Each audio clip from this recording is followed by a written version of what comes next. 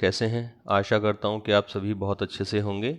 और आज फिर फिज़िक्स के एक बहुत ही इम्पॉर्टेंट टॉपिक मैग्नेटिक फ्लक्स के साथ मैं आपके सामने हाजिर हूं। और हम शुरू करते हैं अबाउट मैग्नेटिक फ्लक्स। क्या है मैग्नेटिक फ्लक्स? और एक चीज़ समझ लें कि मैग्नेटिक फ्लक्स को हमें समझना क्यों है। मैग्नेटिक फ्लक्स को हमें इसलिए समझना है क्योंकि बिना मैग्नेटिक फ्लक्स को समझे हम लोग फैराडे लॉ और ट्रांसफार्मर इलेक्ट्रिक जनरेटर समझ ही नहीं पाएंगे। इन तीनों के अंदर, इवन सोलेनोइड के अंदर भी मैग्नेटिक फ्लक्स का ही रोल है। और मैग्नेटिक फ्लक्स तो बहुत बड़े लेवल पर हमारी लाइफ के अंदर इन्वॉल्व हो रहा है। तो जब अगर हमें फैराडे लॉ समझना है, म्यूचुअल इंडक्शन समझना है, सेल्फ इंडक्शन समझना है, ट्रांसफार्मर समझना है, तो हमें मैग्नेटिक फ्लक्स समझना ही पड़ेगा। तो सबसे आसान लैंग्वेज में, सबसे आसान भाषा में और सबसे आसान तरीके से मैं आपके सामने मैग्नेटिक फ्लक्स को बहुत सारे कंटेंट्स को सर्च करने के बाद निकाल कर लाया हूं। और उम्मीद कर रहा हूं कि आपको आज मैग्नेटिक फ्लक्स ऐसा समझ में आएगा कि दोबारा आपको कभी समझने की ज़रूरत नहीं पड़ेगी। तो चलिए दोस्तों, शुरू करते हैं अपना टॉपिक मैग्नेटिक फ्लक्स। और हम मैग्नेटिक फ्लक्स को करते हैं डिफाइन। तो डिफाइन करें तो क्या है? सबसे पहले definition, the number of magnetic field lines passing through a given close surface. किसी दिए गए क्लोज सरफेस में से कितनी number of magnetic field lines pass कर रही हैं। फॉर एग्जाम्पल मैं आपको बताता हूं, आपने देखा होगा about bar magnet. Bar magnet ऐसा होता है, आपने इसके अराउंड मैग्नेटिक फील्ड लाइंस बनाई होंगी इस तरह से,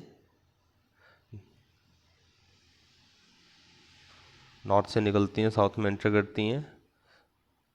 तो जो ये आपको फील्ड लाइंस दिख रही हैं ना, ये फील्ड लाइंस ही मैग्नेटिक फ्लक्स कहलाती हैं। बेसिकली जो फील्ड लाइंस निकल रही हैं मैग्नेट की, यानी कि मैग्नेट की जो रेंज निकल रही है इस तरह से इसके चारों तरफ, ये ही इसकी क्या है? फील्ड लाइंस है। तो इसी को हम बोल रहे हैं मैग्नेटिक फील्ड लाइंस। तो आप ये वर्ड काफ़ी अच्छे से समझें। पहले कौन सा वर्ड? Magnetic field lines. आपको पहले ये बहुत अच्छे से समझना है। मैग्नेटिक फील्ड लाइंस का मतलब होता है मैग्नेट के अराउंड जो लाइंस निकल रही हैं उसे मैग्नेटिक फील्ड लाइंस कहा गया है। और वो पास कर रही हैं, कहाँ से पास करेंगी? Through a given close surface. हमने उसके लिए कोई क्लोज सरफेस दे दिया। उदाहरण के तौर पे एग्जांपल अगर मैं लेता हूं, मान लीजिए ये एक बार मैग्नेट है और मैंने कह दिया कि इस बार मैग्नेट की फील्ड लाइंस यहां से क्रॉस होनी है। तो जो लाइनें यहां से निकल रही हैं वो ऐसे क्रॉस हो रही हैं। तो इसका मतलब इस दिए गए सरफेस में से, जो हमारे पास ये सरफेस दिया हुआ है, इसमें से जितनी मैग्नेटिक फील्ड लाइंस निकलेंगी उसको मैग्नेटिक फ्लक्स कहा जाएगा। आई होप आपको पहले डेफिनेशन समझ में आई होगी। मैग्नेटिक फ्लक्स क्या हुआ? Magnetic field line passing through a given close surface. Surface close होना चाहिए, उसमें से जितने number of magnetic field lines pass हो रही हैं उसे हम मैग्नेटिक फ्लक्स कहते हैं। सेकेंड पॉइंट पे बात करते हैं। It provide measurement of total magnetic field that passes through the given surface। और ये क्या प्रोवाइड कर रहा है? मेजरमेंट प्रोवाइड कर रहा है किसका? टोटल मैग्नेटिक फील्ड का, कि जो हमें वो क्लोज सरफेस दिया हुआ था उसके अंदर से कितनी मैग्नेटिक फील्ड लाइंस पास हो रही हैं उसका मेजरमेंट भी बता रहा है। And here the most important, area under the consideration can be any size under any orientation with respect to the direction of the magnetic field.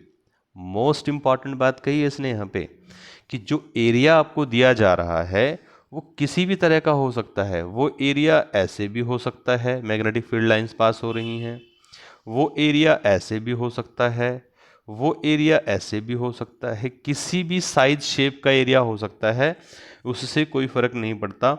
और किसी भी ओरिएंटेशन में, किसी भी डायरेक्शन में, किसी भी तरह से हो सकता है वो इस तरह से लगा हो सकता है वो इस तरह से लगा हो, किसी भी तरह से लगा हो, उससे कोई फर्क नहीं पड़ता। To the direction of the magnetic field means कि मैग्नेटिक फील्ड की डायरेक्शन उधर होनी चाहिए। बस ये यहाँ लगा है तो फील्ड लाइंस यहाँ से निकलनी चाहिए।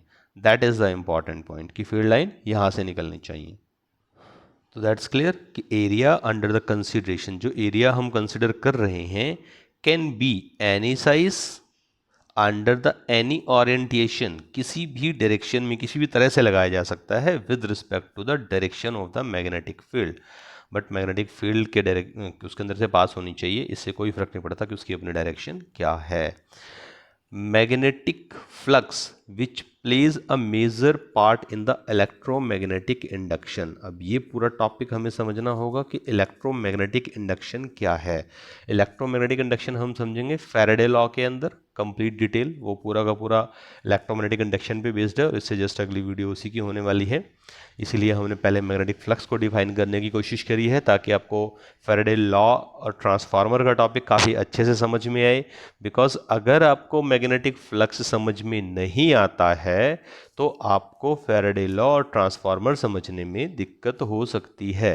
तो इलेक्ट्रोमैग्नेटिक इंडक्शन हम उस टॉपिक में समझते हैं, लेकिन इलेक्ट्रोमैग्नेटिक इंडक्शन के अंदर फ्लक्स का बहुत ज़्यादा इंपॉर्टेंट रोल रहता है। थोड़ा सा आइडिया दे देता हूँ कि सपोज कीजिए कि आपने यहाँ पर कोई कॉयल लगा दी और इसके अंदर से आप करंट पास कर रहे हैं तो इसके अराउंड मैग्नेटिक फील्ड जनरेट हो रहा है।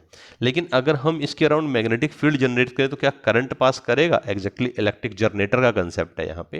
इलेक्ट्रोमैग्नेटिक इंडक्शन का प्रिंसिपल भी है इलेक्ट्रिक जनरेटर। अगर आपने इलेक्ट्रिक जनरेटर पिछली क्लासेस में पढ़ा हो और आपको याद हो तो आपको ये समझ में आएगा कि उसका प्रिंसिपल जो है वो इलेक्ट्रोमैग्नेटिक इंडक्शन ही था। चलिए आगे चलते हैं।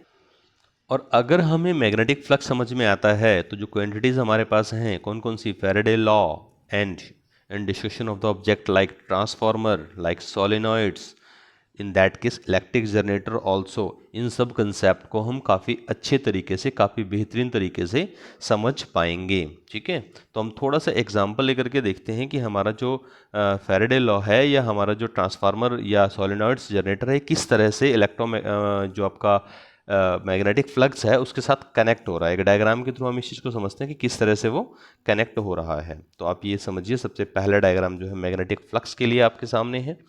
तो ये जो आप देख रहे हैं यहाँ पे, ये आपका एक क्लोज सरफेस एरिया दिया गया है जिसके अंदर से ये मैग्नेटिक फील्ड लाइंस पास कर रही हैं। ये मैग्नेटिक फील्ड लाइंस यहाँ से पास कर रही हैं। तो ये और इसके ये परपेंडिकुलर रखा हमने, कि मतलब आप ये कह सकते हैं कि जो आपका मैग्नेटिक फील्ड है और जो आपका यूनिट एरिया वेक्टर है, यानी कि जो आपने एरिया लिया हुआ है वो पैरेलल है यहाँ पे।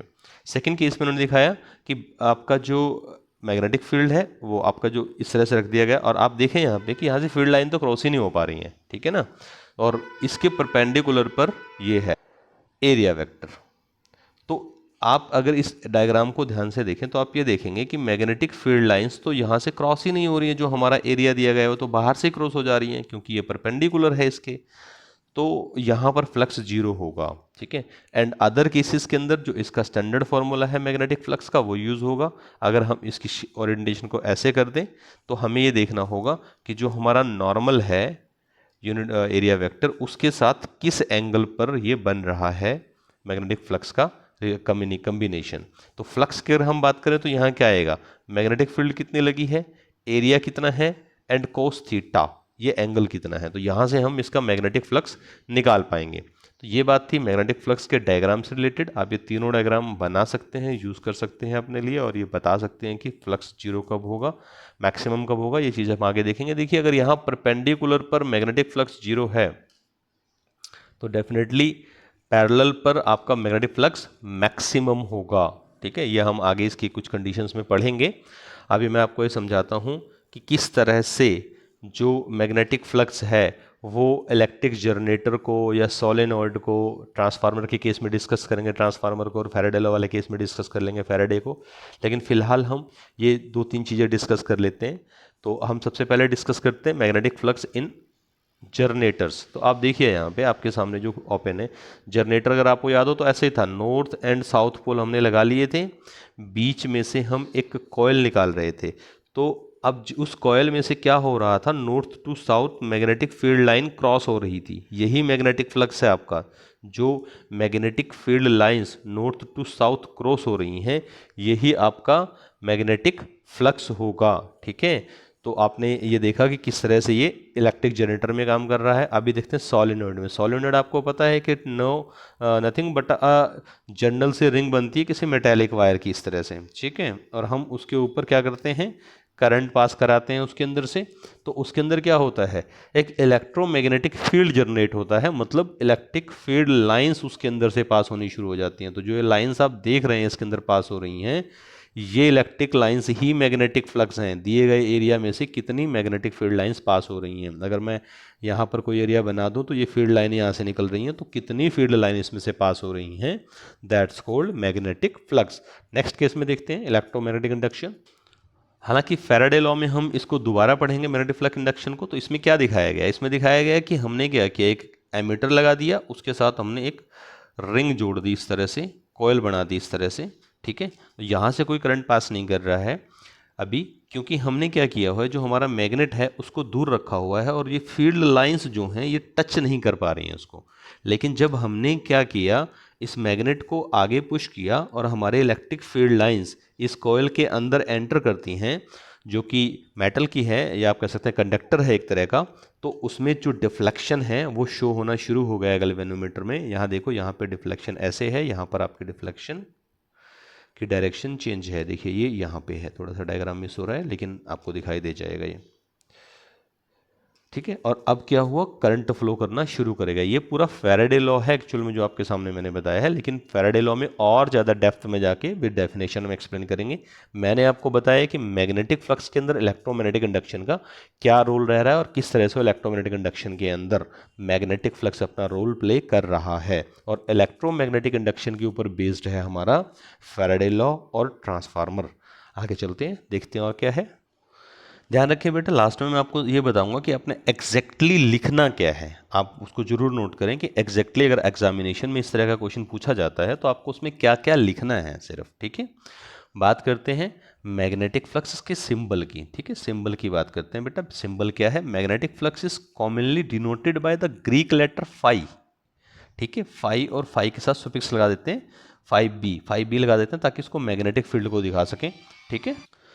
तो इसको बेसिकली कैसे डिनोट करेंगे, मैग्नेटिक फ्लक्स सिंबल को फाई या फाई बी से लिखना है। तो फाई बी से लिखना है आपको, फाई से मत लिखना है, क्योंकि ये साथ में दिखाएगा। इलेक्ट्रिक फ्लक्स का केस भी है ना हमारे पास पीछे, तो मैग्नेटिक फ्लक्स में फाई बी अगर आप लिखते हैं तो ये मैग्नेटिक फ्लक्स को शो करता है। सिंबल इसका फाई बी रहेगा, ठीक है। एंड आगे चलते हैं, फॉर्मूला देखते हैं इसका क्या है, पीछे हम देख भी चुके हैं एक बार।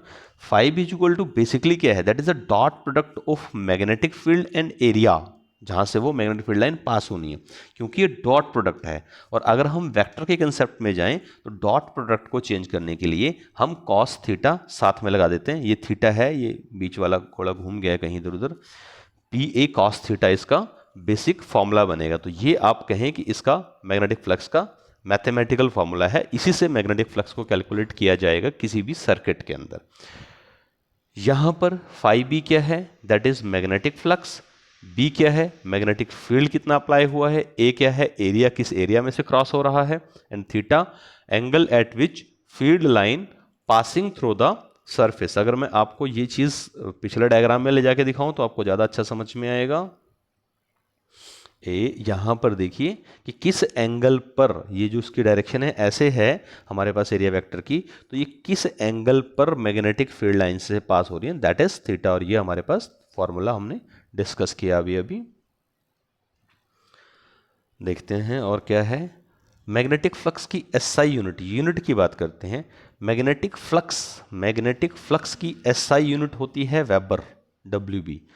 फंडामेंटल यूनिट की बात करें तो वोल्ट सेकंड भी लिख सकते हैं, ठीक है। वीएस भी हो सकता है, और अगर सीजीएस की बात करें तो मैक्सवेल भी हो सकती है, लेकिन जनरली आपको याद रखना है वेबर, ठीक है। मोस्ट प्रोबेबली मैंने देखा है कई बार एक मार्क्स में क्वेश्चन पूछ लेते हैं कि what is the fundamental unit of magnetic flux, उसमें ऑप्शन दे देते हैं इस तरह से वो, तो आपने देखना है कौन सा ऑप्शन उसमें लाई कर रहा है या टैली कर रहा है। लेकिन जनरली आप ये मान के चलें कि मैग्नेटिक फ्लक्स का जो एसआई यूनिट है वो वेबर होता है। कुछ और इंपॉर्टेंट पॉइंट डिस्कस करते हैं, हमारे पास इसके कुछ और इंपॉर्टेंट फैक्टर्स। हाँ, तो मैं इसकी बात कर रहा था ऊपर जब बात कर रहा था, क्या सम इंपॉर्टेंट पॉइंट्स की क्या था इसके अंदर, when an angle between the magnetic field vector and area vector, यानी कि जो आपने अभी थोड़ी देर पहले ये डायग्राम देखा था जिसके ऊपर से ऐसे फील्ड लाइन निकल रही थी, ये एरिया वेक्टर था, यहाँ थीटा एंगल बन रहा था, वो अगर नियरली 90 है तो मैग्नेटिक फ्लक्स वेरी स्लो, ना के बराबर होगा ही नहीं। और अगर जीरो है तो मैग्नेटिक फ्लक्स मैक्सिमम होगा। मैं एग्जैक्टली इसका डायग्राम आपको दिखाता हूं कि ये क्या कहना चाह रहा है। बेटा जी ये कहना चाह रहा है, देखिए यहाँ पे ये हमारे पास एरिया वेक्टर है, ये हमारे पास मैग्नेटिक फील्ड लाइंस है और इसके बीच में बन रहा है 90 का एंगल। तो क्या हो रहा है, जीरो फ्लक्स, मिनिमम फ्लक्स है। ये हमारे पास एरिया वेक्टर है और ये हमारे पास मैग्नेटिक फील्ड लाइंस है। एंगल कितने डिग्री का है, 0 डिग्री का। तो फ्लक्स कितना आएगा, मैक्सिमम फ्लक्स आएगा इसके अंदर से। तो एक्जैक्टली ये क्वेश्चन जरूर आपको याद रखना है कि मिनिमम फ्लक्स कब होगा, मैक्सिमम फ्लक्स कब होगा। जब वो परपेंडिकुलर होगा तो मिनिमम होगा एरिया वेक्टर और मैग्नेटिक फील्ड, और अगर मैग्नेटिक फील्ड और एरिया वेक्टर पर पैरेलल हैं, 0 डिग्री एंगल बना रहे हैं, तो मैक्सिमम फ्लक्स उसके अंदर से फ्लो ऑन करेगा। देखते हैं और हमारे पास क्या है, flux density, magnetic flux density. एक और इंपॉर्टेंट चीज इसके अंदर है मैग्नेटिक फ्लक्स डेंसिटी, इसके साथ ऐड करके डिफाइन कर लेते हैं। Magnetic flux density B defined as force acting per unit current per unit length on a wire placed in right angle to the magnetic field. अगर मैग्नेटिक फील्ड के अंदर किसी वायर को प्लेस कर दिया जाए, किसी वायर को प्लेस कर दिया जाए किसी मैग्नेटिक फील्ड के अंदर, तो उसके ऊपर, उस वायर के ऊपर क्या हो रहा है, फोर्स लग रहा है। क्या, force acting per unit current per unit length पे कितना फोर्स लग रहा है, ये उसका मैग्नेटिक फ्लक्स डेंसिटी कहलाएगा। डेंसिटी का बेसिक मतलब भी क्या होता है कि कितने नंबर ऑफ पार्टिकल्स प्रेजेंट हैं वहाँ पे। अगर हम केमिस्ट्री में जाके बात करें तो यहाँ डेंसिटी का मतलब है कि force acting per unit current per unit length on a wire placed at the right angle to the magnetic field. ठीक है, इसकी एसआई यूनिट की बात करें, टेस्ला इसकी एसआई यूनिट है, याद रखना। मैग्नेटिक फ्लक्स की एसआई यूनिट वेबर है और मैग्नेटिक फ्लक्स डेंसिटी की एसआई यूनिट टेस्ला है, जिसको हम केजीएस -2 A इनवर्स भी कह सकते हैं, KGS-2 भी कह सकते हैं। और जो मैग्नेटिक फ्लक्स डेंसिटी है ये एक वेक्टर क्वांटिटी है। तो इतनी बात जरूर याद रखें, मैग्नेटिक फ्लक्स डेंसिटी का एसआई यूनिट कई बार पूछा गया है, तो दैट इज यूनिट टेस्ला। ठीक है, कुछ इंपॉर्टेंट क्वेश्चन हमारे पास इसके अंदर से हैं, हमने आपके लिए कुछ इंपॉर्टेंट क्वेश्चन बनाए हैं, देखते हैं उसका आंसर लेते हैं। ठीक है, what is magnetic field outside the solenoid. Solenoid के बाहर मैग्नेटिक फील्ड, अरे भाई सोलेनोइड के बाहर मैग्नेटिक फील्ड कैसे हो जाएगी, 0 होगी। क्यों, नो मैग्नेटिक फील्ड लाइंस। अगर मैग्नेटिक फील्ड लाइंस ही नहीं तो मैग्नेटिक फील्ड कैसे बनाएगा। नेक्स्ट क्वेश्चन लेते हैं, what does 4 finger represent in the left hand rule. Left hand rule में 4 फिंगर मैग्नेटिक फील्ड को दिखाती है। What is the basic source of magnetism. Magnetism का बेसिक सोर्स क्या है, moment of charges, charged particles, यानी कि चार्जेस की मोमेंट। जब किसी वायर में से करंट फ्लो करता है तो उसके अराउंड मैग्नेटिक फील्ड जनरेट होता है। तो क्या हुआ इसका सोर्स मैग्नेटिज्म का, moment of charged particles. What is the unit of magnetic permeability. Magnetic permeability की यूनिट भी जो है आपकी वो टेस्ला ही रहेगी।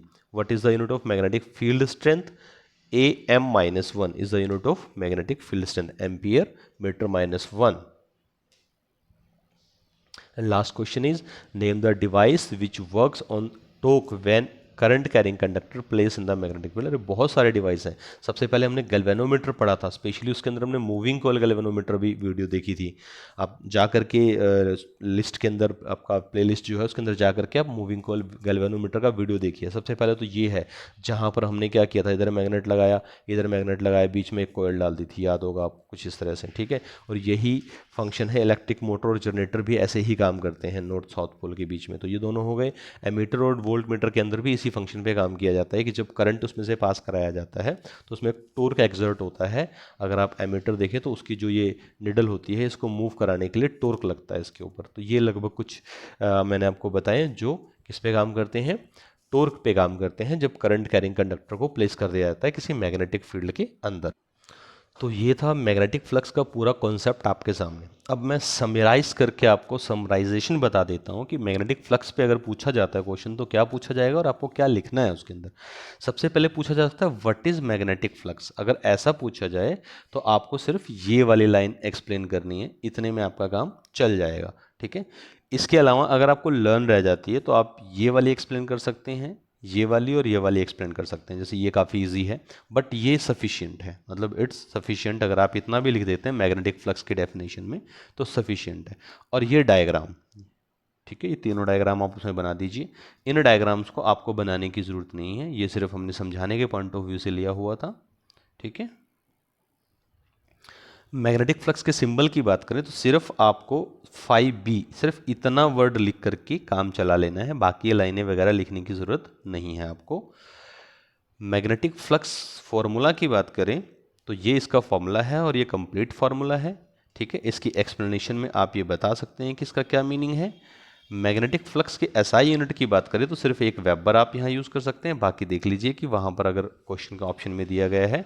इंपॉर्टेंट पॉइंट नहीं पूछेगा आपसे, आपसे पूछेगा कि 90 पर क्या होगा, 0 पर क्या होगा, तो very low and very maximum, तो चीज़ें आप वहाँ बता सकते हैं।